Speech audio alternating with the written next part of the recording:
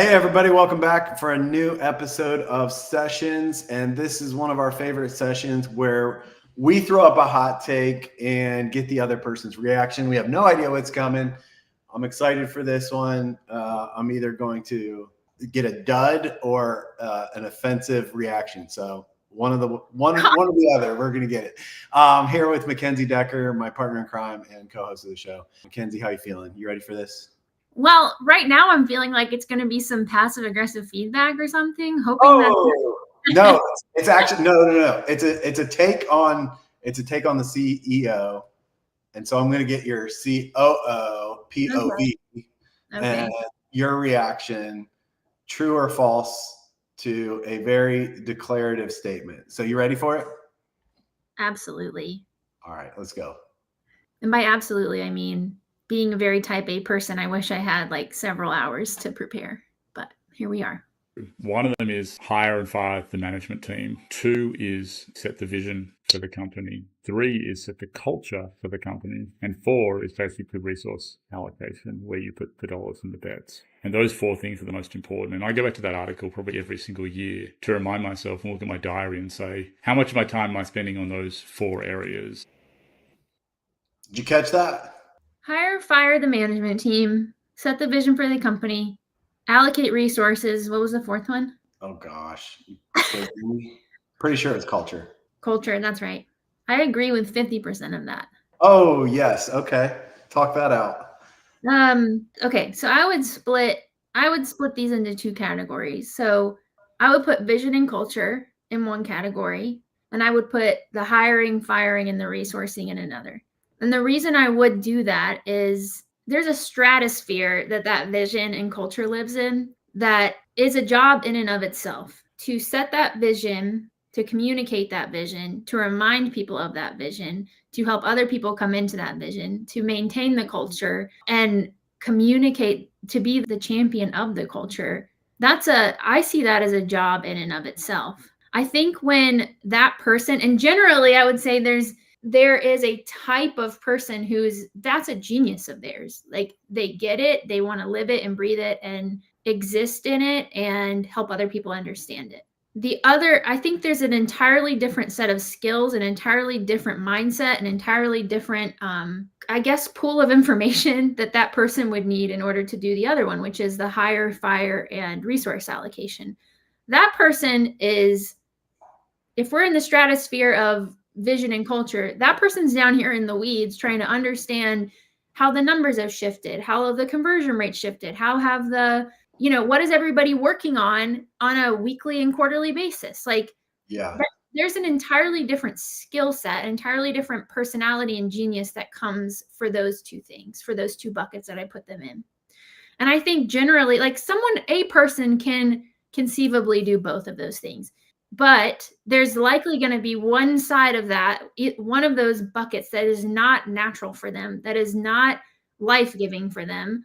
I'm talking about like their life and job satisfaction, but there's also an organizational impact if that person really they're not really wired for being in the weeds, or they're not really wired for understanding all of the resource allocation and the people management side. So that's my opinion on it. I mean, you're smiling? I'm smiling because it's I'm glad we did this, because what's sticking out to me is like our lenses to what we hear are even different. Because when I hear that through that context about the CEO, when he says hire and fire, I'm thinking only about the senior leadership team, because of course I don't want to do anything below that. I don't want to think about that. I'm not the one to do that, shouldn't be the one to do that. But I really, really, really, really care about who's on that senior leadership team. And then the resource allocation, like the only thing in my mind was tied to the bets we're making. So where does the, let's call it discretionary income, whether it's, the money we're putting to R&D or growth or whatever it is, like, that the allocation of that becomes really important because it's tied to the strategic bets that we're making as an organization. So I was just laughing because like I agree with everything you said, but that's not even like the lens that I heard what he was saying. No, that's in that case. I mean, in that case, I do think I'm trying to decide if I agree with you or not. You're completely right. And I do wonder if some of this is like a little bit of a sliding scale, like for either organizational size and maturity or, Always. Yeah. yeah, like there's something that I'm like, that's true if I don't think that like there's a point where if that person's getting, I mean, you talked about resource allocation at the highest level, you talked about hiring and firing at the highest level, but at some point, the highest level it impacts the lowest. And so if that person is making those decisions and doesn't understand the lower levels, then, like it's disconnected. And so that's why when I talk about it, like, that being a job in and of itself, I think for a person to really have the full context of the decision they're making at some point, like maybe those 4 things are true for a CEO in a certain size of business, maybe, or like a certain stage. But then you're going to get to a point where you really need someone to manage that differently, if that makes sense. Yeah, I think that it's not necessarily even doing it and managing it. It's like those are the things that a CEO should always be involved in. And again, it is relative to the size, hire, when you have 6 people in your company and you hire a 7th person, it's really, really critical who they are and like getting that right for the culture, the holistic culture.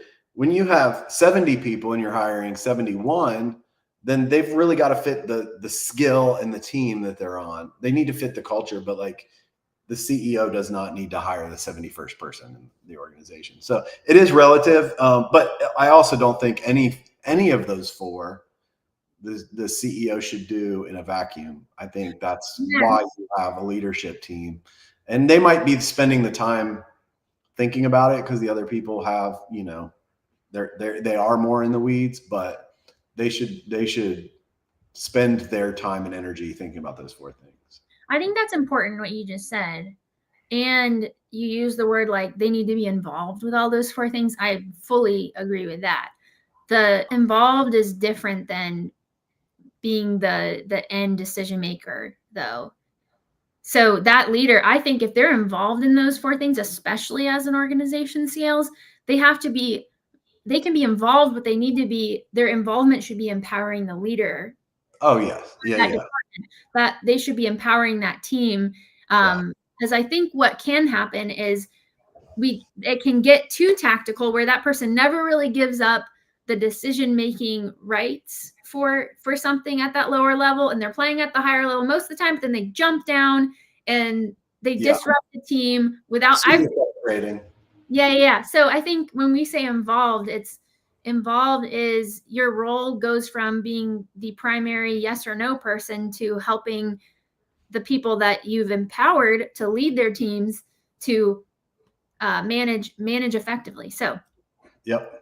Cool. All right. What'd you bring? I'm glad I asked because I had no idea how you'd react to that. Okay. So I brought a clip from one of your favorite people to hear talk about literally anything.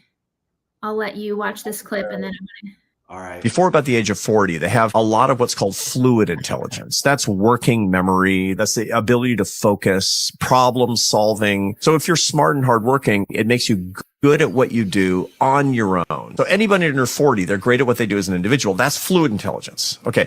That peaks at about age 39. That's what explains burnout. People tend to burn out in their mid 40s because what used to be easy now is hard. What used to be hard now feels impossible. And you get tired of actually not making progress. And so people tend to think, well, I guess I just don't like it anymore. And they try to keep up with what they once were good at and what the young people still are. And it's very depressing for them. Now, here's the thing to understand. That fluid intelligence does decline. But there's another kind of intelligence called crystallized intelligence that comes in behind it. That rises astronomically through your 40s and 50s, stays high in your 60s, 70s, and 80s and beyond if God gives you your marbles that long. Crystallized intelligence is not about innovation per se. It's not about working memory. It's not about indefatigable focus. It's about teaching ability, pattern recognition, coaching, and mentoring. That's where you get really, really good at. Why? Because you have a huge library in your head and you know how to use it. You'll be faster at doing things you know how to do in your 30s. You'll be better at doing things you've never seen in your 50s. Because one is fluid, the other is crystallized intelligence. So be the innovator when you're 30. Be the instructor when you're 60. I don't know if it's a hot take because anything Arthur Brooks says is just fact. That's cool though. I've never heard that. Oh, yeah. I don't know that when I picked it, I'm like, I think you'll resonate with this. I don't think that there's any kind of like contrarian point of view in that, but I wanted you to, from what I know of you, there is a passion about this subject in a way, especially when it comes from moving from like a founder to a leader. So I just thought I would set you up to share your point of view. Well, the first thing that comes to mind is I'm like, oh, no wonder I feel incompetent trying to do some things that I could do when I was 32. And like, why does it feel harder and feel like it takes longer? So that part of it's interesting. But I mean, I'm in this phase of life where I love coaching, and it's worth saying that from that point of view, it's not. I don't see coaching as like I've learned it all, so I need to like go and give all my wisdom away. I do have some reps. I do know some things, but I also like love learning, and I think coaching forces you to be continually in that game. And I think that is the crystallization of the things that you see, the things that you've learned. I mean, between John Ritchie quotes that I quote in every single episode, or a mental model or a tool that we have, these are all things that have kind of crystallized to form a worldview and a perspective on how you do business and how you lead, and all those things coming together. So I can see that. I'm gonna maybe this is one of those things that once you see, you see red cars, you see red cars everywhere.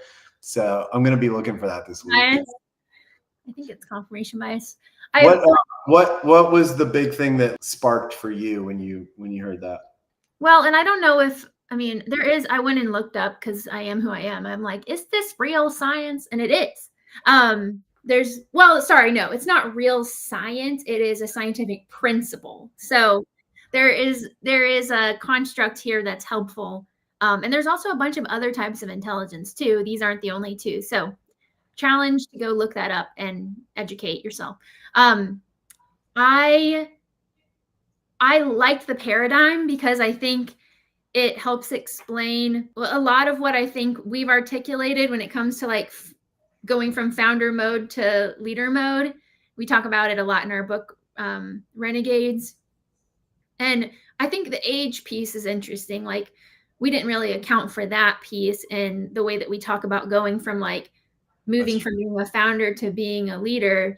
And I don't know how like true the, before 40, after 40 piece is, but I'm like, this is helpful for any of the business leaders, people leaders that watch our show, pay attention to what we're doing here, because I think we're trying to understand how we can be most effective at the stage that we're in. And I think that there is a call to constantly move towards like the empowering of other people. Like what we just talked about, some of your video kind of like paired well with this in a way that I didn't expect, but where we go from being the end decision person, the tactician, the fluid intelligence person, the person that can solve the problem and jump in and figure it out, whatever, innovate, to being the person who's involved, but they're coaching, the person who's mentoring, the person who's instructing. And so I thought this was a good reminder and maybe a helpful paradigm for everybody who's on that journey.